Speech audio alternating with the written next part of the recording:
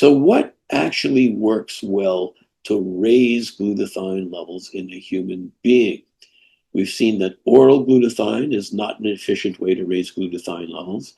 Glutathione, because it's produced by the cell by itself. So the way to raise glutathione is to provide the cell, as we mentioned before, with the precursors or building blocks so the cell can manufacture their own glutathione.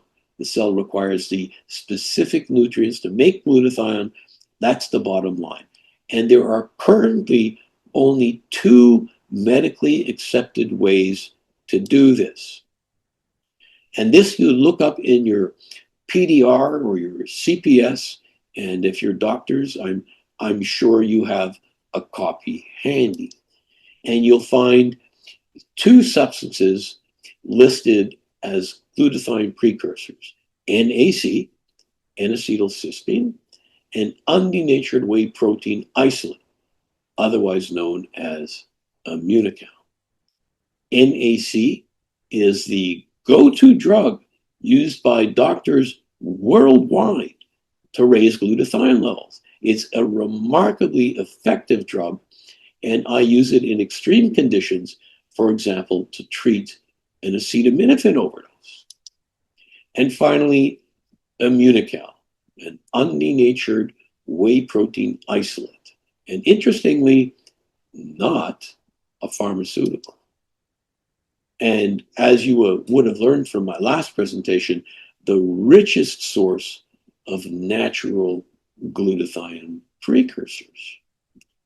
Now, a closer look at NAC is warranted here. NAC is used universally around the world as a glutathione precursor. It literally has thousands of clinical studies published on it. It is the choice used by medical practitioners and by hospitals. And it's available by prescription and in certain countries as a supplement as well. But it has a few problems. Number one, it has what we call a short half-life, about 3 or 4 hours. So in order to keep glutathione levels continually high, it needs to be taken 3 or 4 times a day.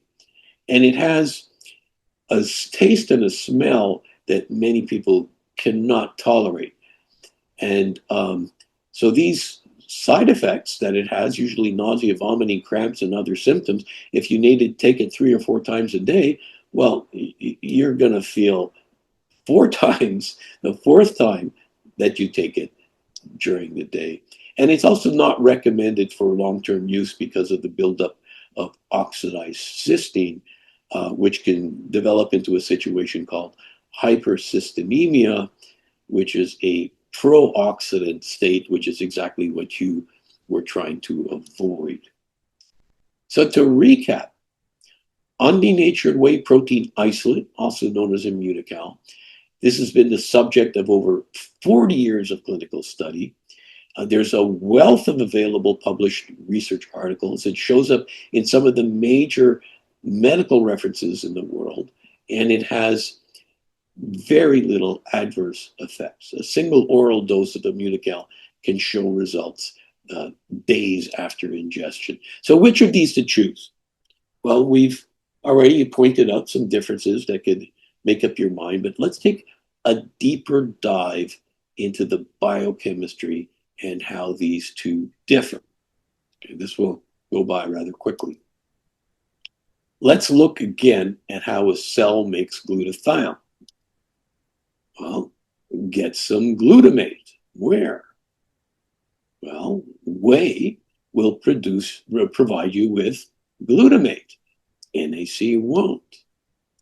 Get some cysteine. Again, whey will provide a great source of cysteine. It will also provide you with cystine in the form of bonded cysteine. NAC works by providing cysteine as well. But remember, only about 15% of the cysteine in NAC is protected from oxidation, which means that 85% is not protected and will become oxidized, and this is the reason it carries a degree of toxicity. Now, cysteine is combined with glutamate, and this forms the molecule gamma-glutamyl-cysteine. See it there? This step is carried out through the use of an enzyme called dipeptidase. This is the rate-limiting enzyme that produces gamma-glutamyl-cysteine. So here's an important difference. Even if dipeptidase is missing or in short supply, undenatured whey protein can directly supply gamma-glutamyl-cysteine. This is a major advantage of whey over NAC. Now, glycine must be added. Where to get glycine? Well, again, whey will give you glycine, but NAC won't. Another difference. And finally, the enzyme glutathione synthase is used, and the final step is the production of glutathione. So you see, whey protein isolate fills in many more of these steps than NAC. Critical. But wait, the difference continues between these two. Whey contains all of the essential amino acids needed by humans. NAC provides none of them. None of them. So to quickly summarize the difference between the two, both of them raise glutathione. NAC has a short half-life of 3 to 4 hours. Immunocal is effective for days. NAC has side effects. Side effects are minimal and rare for whey proteins like Immunocal. NAC is a great and effective drug used worldwide. Immunocal not only raises glutathione, but here's a major point. Whey protein is a superior source of nutrition. In fact, it has the highest biological value of any known edible protein. Let's look at what we mean by this. What is biological value?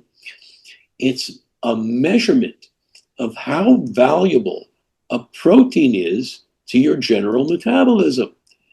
Clearly, different proteins differ in their value to your general nutrition. Eating a hot dog will not provide you with the same value than eating a nice piece of fresh salmon. And these biological values, these BVs, can be quantified.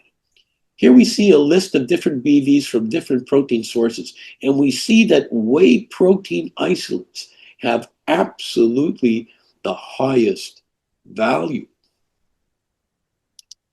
So Immunocal has the highest biological value of any edible protein. Immunocal contains all of the essential amino acids needed by man. NAC only contains cysteine. For me, the choice is clear.